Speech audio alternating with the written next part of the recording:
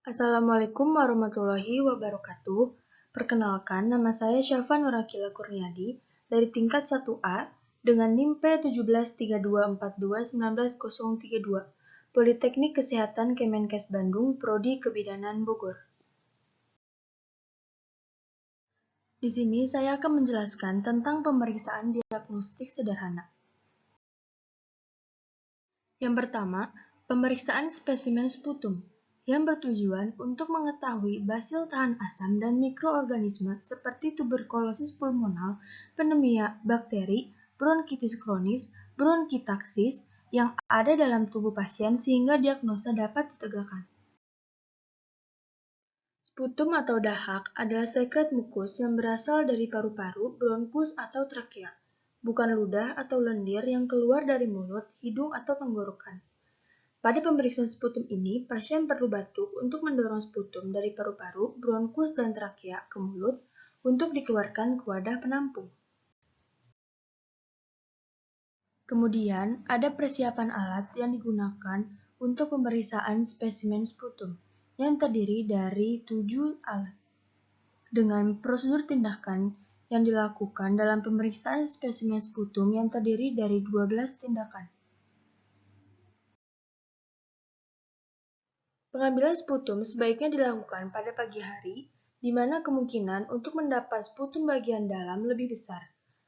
Pengambilan sputum juga harus dilakukan sebelum pasien menyikat gigi. Agar sputum mudah dikeluarkan, dianjurkan pasien mengonsumsi air yang banyak pada malam sebelum pengambilan sputum. Selanjutnya, ada pemeriksaan spesimen feses dengan tujuan untuk menentukan darah samar karena adanya ulkus, inflamasi, dan tumor dengan menggunakan kertas gua giap. Yang kedua, untuk mengetahui adanya gangguan pada gastrointestinal atau adanya lemak pada feses akibat kerusakan pada intestinal.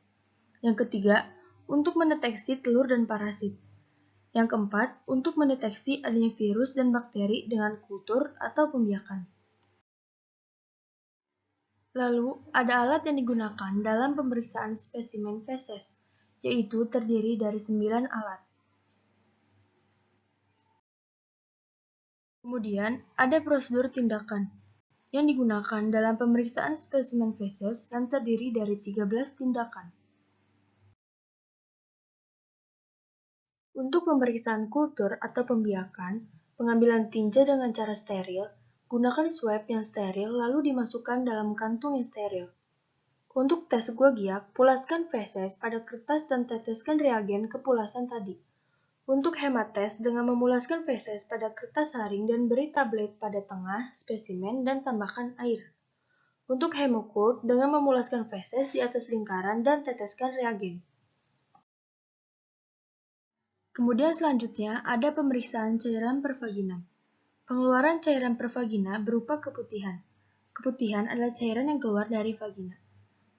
Keputihan dapat timbul dari berbagai keadaan, yaitu secara normal atau fisiologis dan secara patologis. Keputihan fisiologis adalah keputihan yang normal terjadi akibat perubahan hormonal, seperti saat menstruasi, stres, kehamilan, dan pemakaian kontrasepsi. Sedangkan keputihan patologis adalah keputihan yang timbul akibat kondisi medis tertentu dengan penyebab tersering adalah akibat infeksi parasit, jamur, atau bakteri. Kemudian, ada alat yang digunakan dalam persiapan pemeriksaan cairan pervaginam yang terdiri dari 8 alat. Lalu, prosedur tindakan yang dilakukan dalam pemeriksaan cairan pervaginam yaitu terdiri dari 18 tindakan.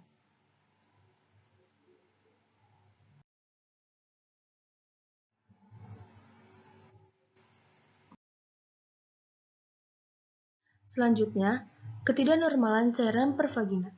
Yang pertama, cairan tebal berwarna putih yang diiringi dengan rasa gatal, biasanya disebabkan karena adanya infeksi jamur. Yang kedua, cairan berwarna putih atau abu-abu dengan aroma amis, disebabkan karena adanya infeksi bakteri. Yang ketiga, cairan berwarna kuning, hijau atau bahkan berbusa, biasanya disebabkan karena adanya infeksi parasit. Lalu yang keempat, cairan abnormal dengan rasa nyeri atau pendarahan, umumnya disebabkan oleh klamidia atau gonore. Yang kelima, cairan vagina yang menyebabkan area di sekitar organ kelamin melepuh, disebabkan oleh virus herpes. Kemudian, saya akan menjelaskan tentang persiapan dan perawatan preoperasi, intraoperasi, dan postoperasi. Yang pertama, persiapan dan perawatan preoperasi. Preoperasi merupakan masa sebelum dilakukannya tindakan pembedahan, dimulai sejak persiapan pembedahan dan berakhir sampai pasien di meja bedah. Lalu, ada rencana tindakan yang terdiri dari 7 rencana tindakan. Yang pertama, pemberian pendidikan kesehatan preoperasi, yaitu memberikan penjelasan di antaranya tentang jenis pemeriksaan yang dilakukan sebelum bedah, alat-alat khusus yang diperlukan, pengiriman ke kamar bedah, ruang pemulihan, dan kemungkinan pengobatan setelah bedah. Yang kedua, persiapan diet. Pasien diberitahu bahwa 8 jam sebelum bedah tidak diperbolehkan makan, sedangkan cairan tidak diperbolehkan 4 jam sebelum operasi, sebab makanan dan cairan dalam lambung dapat menyebabkan aspirasi. Lalu yang ketiga, persiapan kulit. Melakukan pembebasan daerah yang akan dibedah dari mikroorganisme dengan cara menyiram kulit dengan sabun heksakloroforin atau sejenisnya, yang sesuai dengan jenis pembedahan. Bila pada kulit terdapat rambut, maka harus dicukur. Yang keempat, latihan nafas dan latihan batuk. Pernapasan yang dianjurkan adalah pernapasan diafragma. Latihan ini dilakukan untuk meningkatkan kemampuan pengembangan paru-paru. Yang kelima, latihan kaki.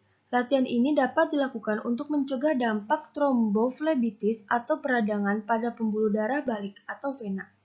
Yang keenam, latihan mobilitas. Latihan ini dilakukan untuk mencegah komplikasi sirkulasi, mencegah dekubitus, merangsang peristaltik, serta mengurangi adanya nyeri. Lalu yang terakhir, pencegahan cedera. Hal ini dilakukan untuk mengatasi risiko terjadinya cedera. Kemudian selanjutnya ada persiapan dan perawatan intraoperasi. Intraoperasi merupakan masa pembedahan dimulai sejak ditransfer ke meja bedah dan berakhir saat pasien dibawa ke ruang pemulihan. Berikut ada 8 rencana tindakan. Yang pertama, penggunaan baju seragam bedah. Yang kedua, mencuci tangan sebelum pembedahan. Yang ketiga, menerima pasien di daerah bedah. Yang keempat, pengiriman dan pengaturan posisi ke kamar bedah. Lalu yang kelima, pembersihan dan persiapan kulit. Yang keenam, penutupan daerah steril. Kemudian pelaksanaan anestesia dan terakhir pelaksanaan pembedahan. Lalu selanjutnya, ada persiapan dan perawatan postoperasi. Postoperasi atau pasca bedah merupakan masa setelah dilakukan pembedahan yang dimulai sejak pasien memasuki ruang pemulihan dan berakhir sampai evaluasi selanjutnya. Kemudian, ada tindakan yang dilakukan. Yang pertama, meningkatkan proses penyembuhan luka dan mengurangi rasa nyeri dapat dilakukan manajemen luka. Amati kondisi luka operasi dan jahitannya. Pastikan luka tidak mengalami pendarahan abnormal. Yang kedua, mempertahankan respirasi yang sempurna dengan latihan nafas. Tarik nafas yang dalam dengan mulut terbuka, lalu tahan nafas selama 3 detik dan hembuskan. Yang ketiga, mempertahankan sirkulasi dengan stocking pada pasien yang beresiko tromboflebitis atau pasien dilatih agar tidak duduk terlalu lama dan harus meninggikan kaki pada tempat duduk guna untuk memperlancar vena. Kemudian yang keempat, mempertahankan keseimbangan cairan dan elektrolit dengan memberikan cairan sesuai kebutuhan pasien, monitor input dan output, serta mempertahankan nutrisi yang cukup. Yang kelima, mempertahankan eliminasi dengan mempertahankan asupan dan output, serta mencegah terjadinya retensi urin. Yang keenam, mobilisasi dini dilakukan meliputi ROM, nafas dalam dan juga batuk efektif yang penting untuk mengaktifkan kembali fungsi neuromuskuler dan mengeluarkan sekret dan lendir. Mempertahankan aktivitas dengan latihan yang memperkuat otot sebelum ambulatori. Lalu yang ketujuh, mengurangi kecemasan dengan melakukan komunikasi secara terapeutik. Yang kedelapan, rehabilitasi. Diperlukan oleh pasien untuk memulihkan kondisi pasien kembali.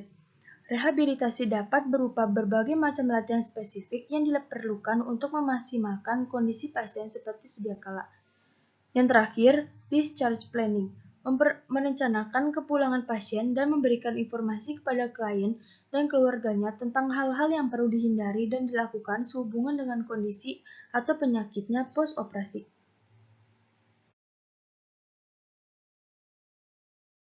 Sekian dari saya. Wassalamualaikum warahmatullahi wabarakatuh.